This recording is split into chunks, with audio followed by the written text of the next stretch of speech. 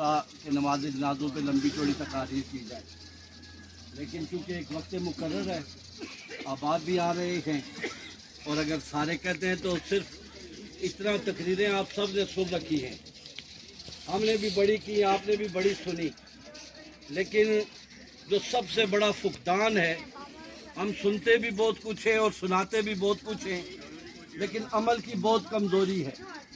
अगर हम सारे आज सिर्फ इस बात पे गौर कर लें कि जो कुछ हमने सुन रखा है या जितना दीन हमें पता है, हमने उस पर कितना अमल किया हुआ है, हम कितने लोग उस रास्ते की तरफ जो अल्लाह रसूल का है उस पर चल रहे हैं।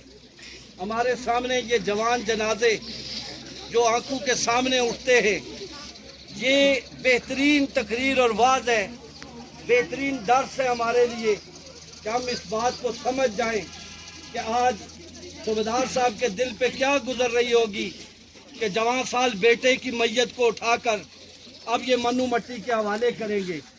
सफ़ेद रीश चाचे ये क्या महसूस कर रहे होंगे। और इसी तरह हम सारे जनाजे में आए, हम इस आजमाइश से अल्लाह से दुआ करें कि हम सबको महफूज भी रखे। तो बहरहाल बड़ी कड़ी आजमाइश है, हमें इन आजमाइशों से बचने के लिए हमा वक्त अपने अल्लाह से मजबूत राबता रखने की ज़रूरत है। और हुज़ूर नबी करीम अलैहिस्सलातु वस्सलाम का दीन पढ़ने और समझने और उस पर अमल करने की बेहद ज़रूरत है। दावों के हवाले से हम बहुत बड़े बड़े मुसलमान हैं, किसी को भी देखा जाए तो वो जन्नतुल माला से नीचे रुकता ही नहीं, वो जन्नतुल मावा का ही नजर आता है। लेकिन जब उसकी अमल की दुनिया देखी जाए तो साहिब समेत मेरे हम बहुत कमज़ोर लोग हैं और बहुत कमज़ोर लोग हैं। हमें अपनी इस्लाह करनी चाहिए और बाहर सूरत अपनी इस्लाह की कोशिश करनी चाहिए।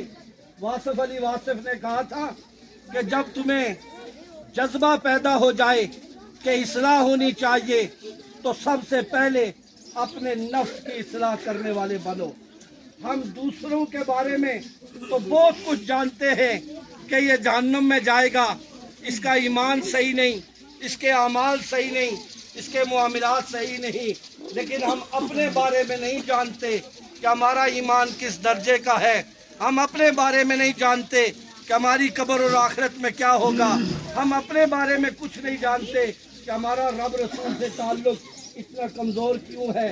अगर अंदर ये जज्बा पैदा ही हो गया कि इस्लाह होनी चाहिए तो फिर मेरे भाइयों और मेरे बुजुर्गों सारे अपनी इस्लाह करने की कोशिश करो, अपनी इस्लाह करने की कोशिश करो। और जिस वक्त अपनी इस्लाह करनी शुरू कर दोगे तो अल्लाह रब्बुल आलमीन की रहमतें शामिल हाल हो जाएगी। हम जनाजे के अंदर खड़े हैं, सारे मगमू में सबके दिल और दिमाग में एक अजीब कैफियत तारी है, लेकिन यहाँ से चले जाने के बाद भूल ना जाना मैं और आपने भी इन्हीं रास्तों से गुजर करके कब्र के हवाले होना है। और